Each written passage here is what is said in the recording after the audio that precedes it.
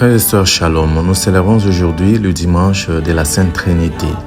Et c'est une célébration tout à fait spéciale pour nous chrétiens en général, mais aussi catholiques en particulier, parce que c'est un élément fondateur et fondamental de notre credo.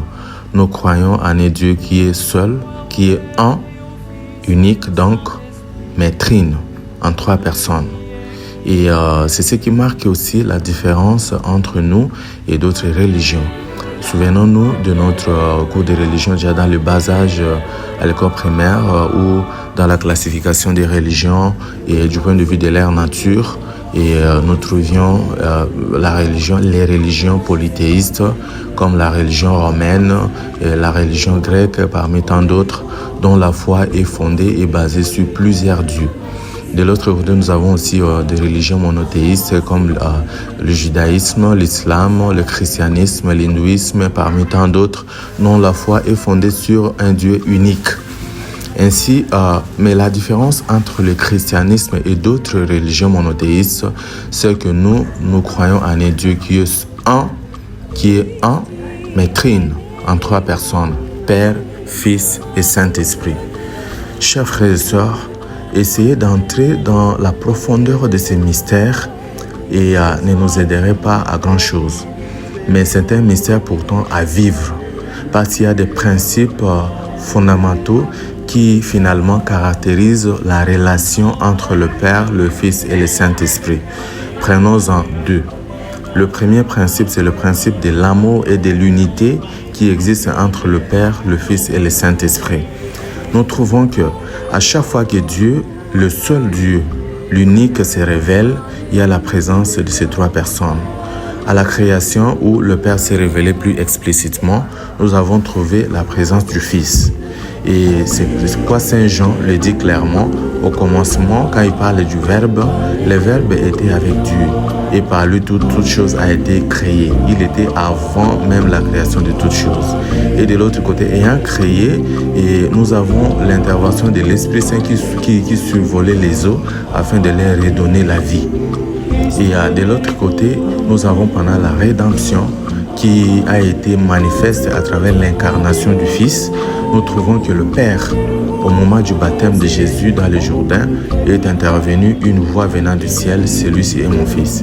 Nous avons aussi l'Esprit Saint qui a survolé les eaux sous forme d'une colombe, dont les trois personnes sont intimement liées par l'unité et par l'amour.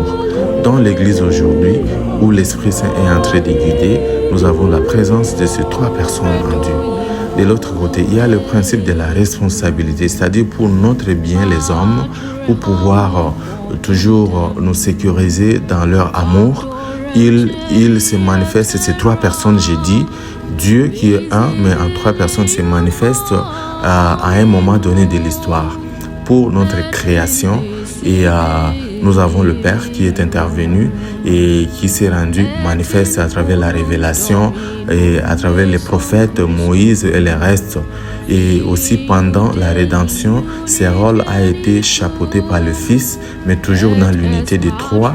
Mais aussi, nous trouvons qu'il en a fait jusqu'au bout. Et à un moment arrive le moment de l'Église où l'Esprit Saint finalement est le guide. Nous trouvons aussi que les trois personnes y sont présentes. Donc chacun est responsable et finalement dans cette unité. N'est-ce pas, c'est un arsenal non seulement à contempler, mais à vivre, nous qui sommes des chrétiens. Et pour ceux qui sont dans le mariage, vous participez à cette émanation de la Trinité parce que hommes et femmes, humainement parlant et morphologiquement, ils sont différents.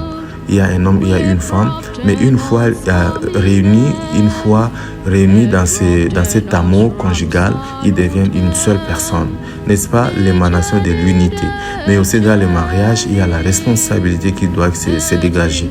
L'homme et femme, chacun est en train de faire son travail. Pour nous chrétiens en général, il y a l'unité qui caractérise la famille de Dieu. La famille chrétienne. Quand je suis en Océanie, dès que je vois mon frère, ma soeur qui est chrétienne, je me retrouve en elle ou bien en lui. Et partout comme ça, et chacun essaie d'apporter une pierre pour la construction de l'Église, ce qui finalement démontre de notre responsabilité. Frères et sœurs, prions aujourd'hui afin que le Seigneur nous aide, afin que nous puissions préserver l'unité et l'amour dans l'Église et que chacun puisse bien remplir sa tâche et preuve de sa responsabilité, et ainsi nous pourrons effectivement participer dans le mystère de la Sainte Trinité, non seulement en croyant et en la contemplant, mais beaucoup plus surtout en vivant cette Trinité dans notre vie. Amen.